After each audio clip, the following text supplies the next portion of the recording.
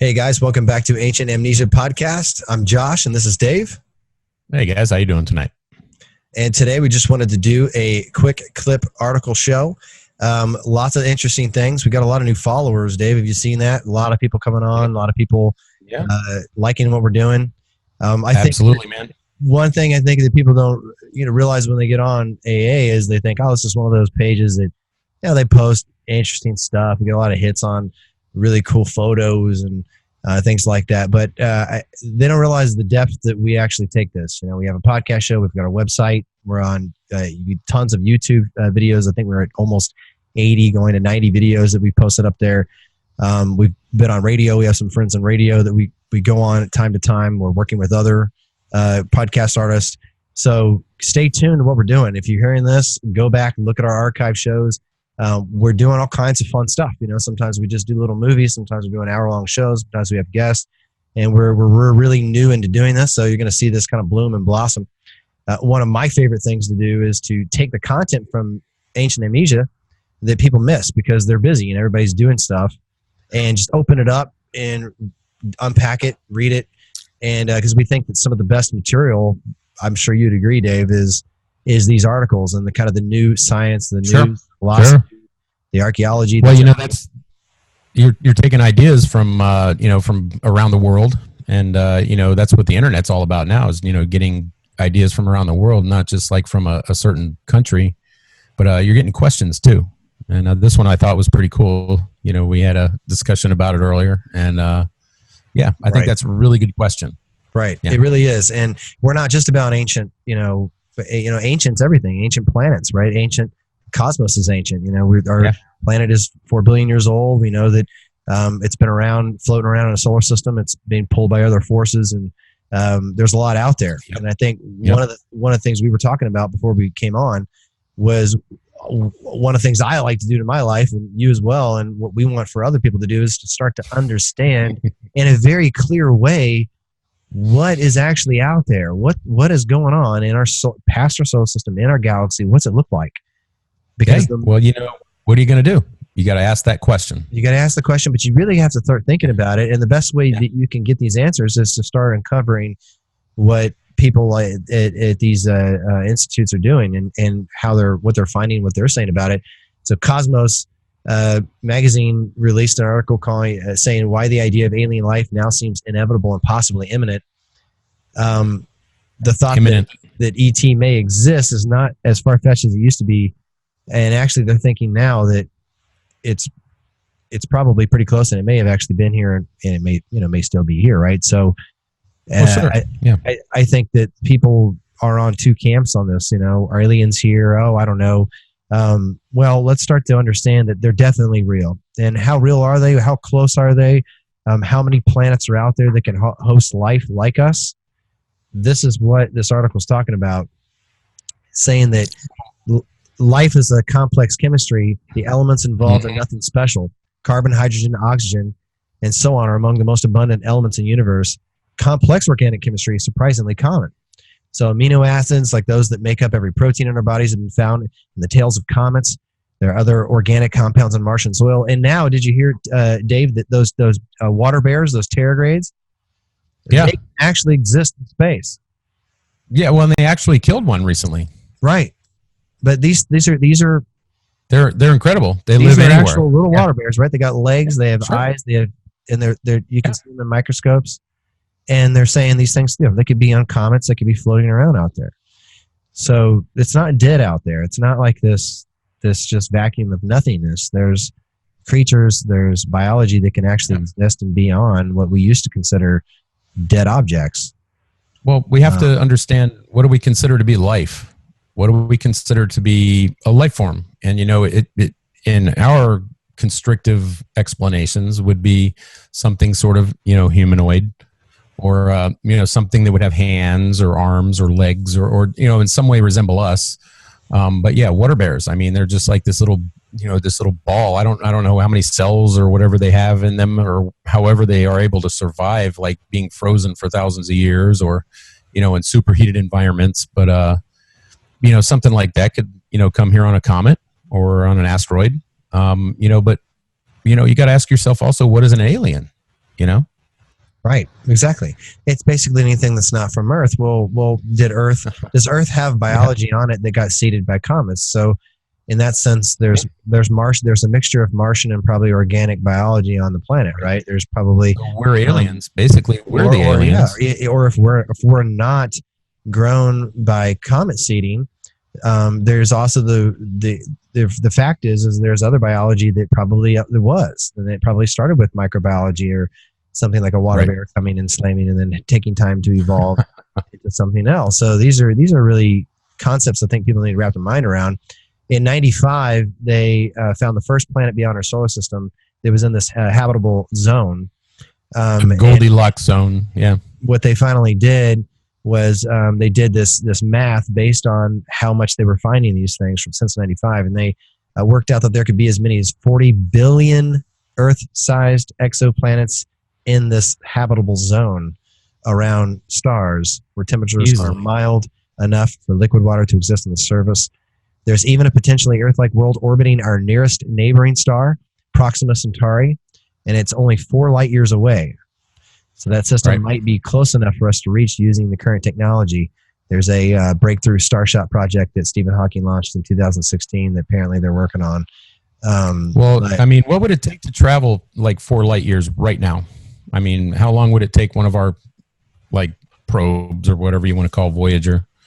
4 light years. I mean, it's not traveling at the speed of light, so, but how fast is it really traveling? I mean, I don't know. What are we really going to find, by putting something like that out? By the time it finds anything, we're going to be 100 years down the road, 150 years down the road.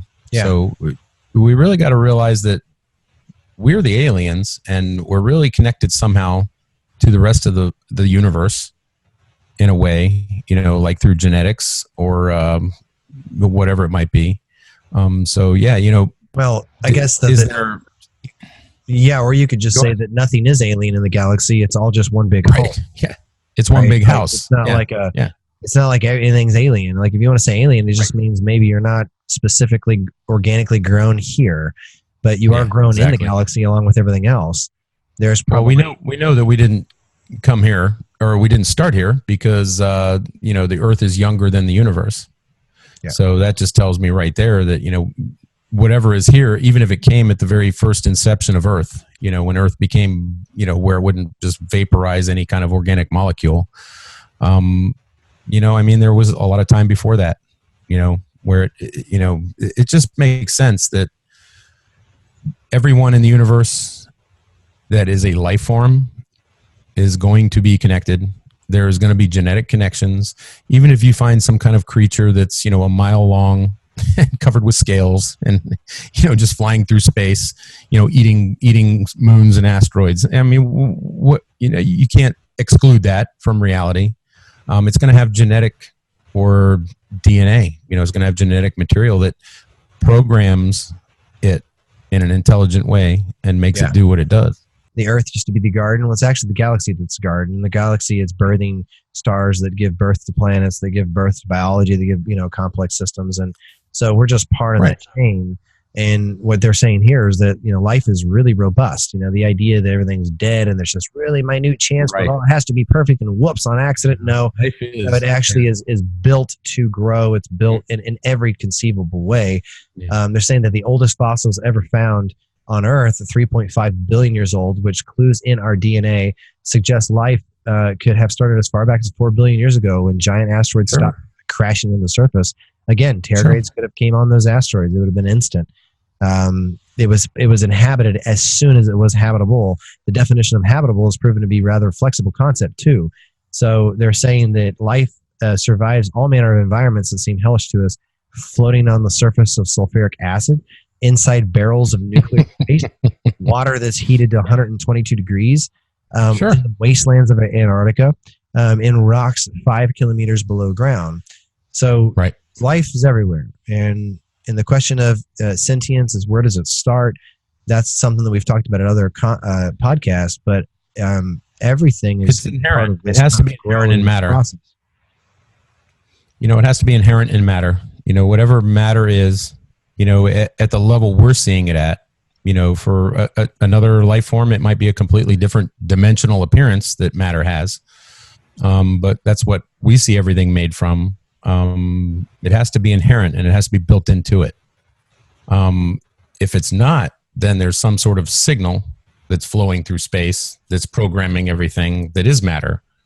And so that means that I would question, are we maybe here and someone knows we're here and they just keep an eye on us? We're like in an aquarium. Right. Or are we on an island, where no one knows we're here? And I would have to say the first one, Occam's razor, would kind of say, yeah, there's a much better chance that we were either put here or, the sentience of the universe decided to put us here, Right. And here we are with a purpose, whatever purpose that may be, however irrelevant to the rest of the universe or relevant.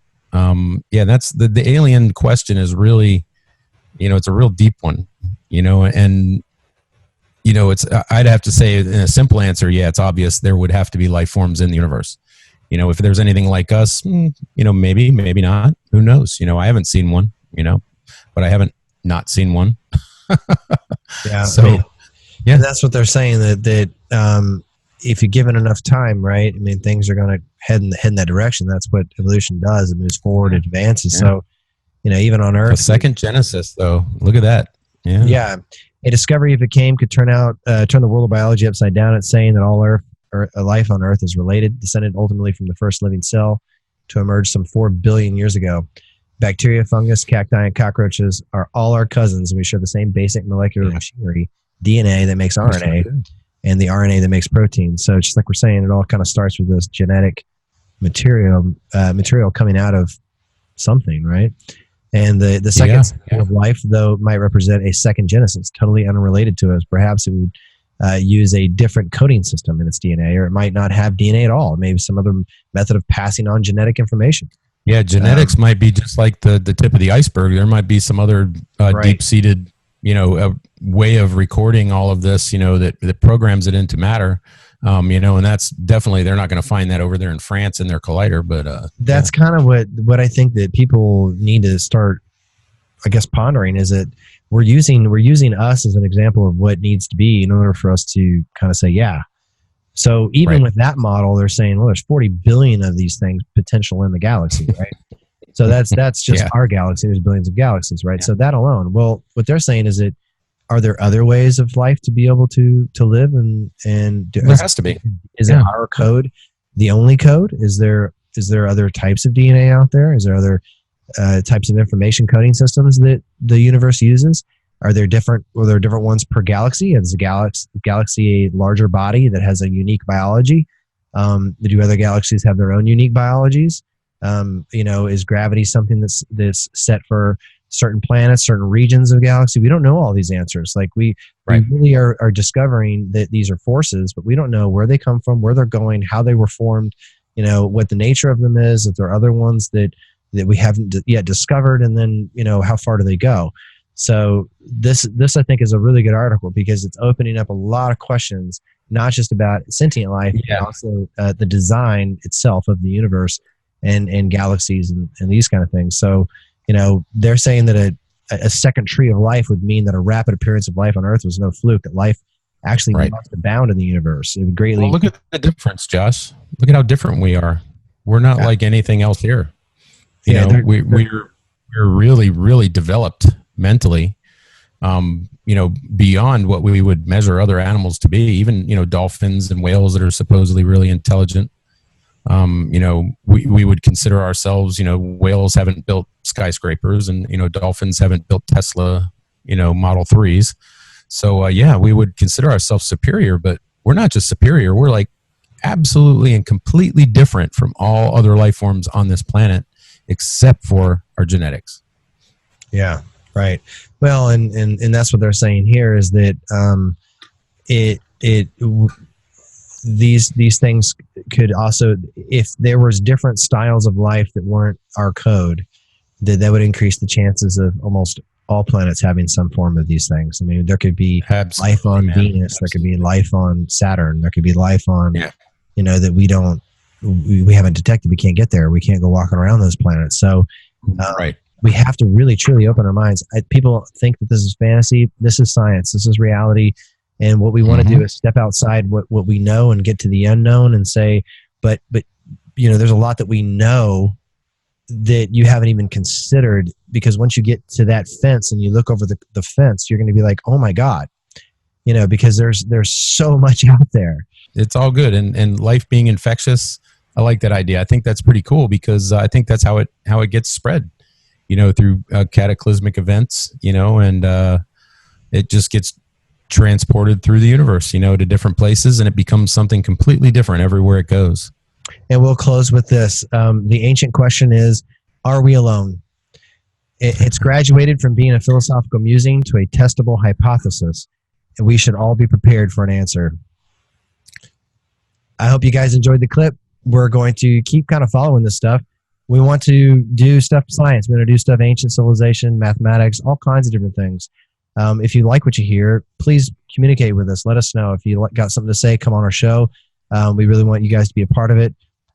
You have a voice here. We want to hear what you got, and let's explore it all together. Please go to Ancient Amnesia discussion group, where you can kind of meet us a little more personally and get the conversations going with people there. Very brilliant people on the page. And if you want to hear more of this, go to our YouTube archive on Ancient Amnesia on YouTube, and you can listen to over 80 podcasts that we have currently on that.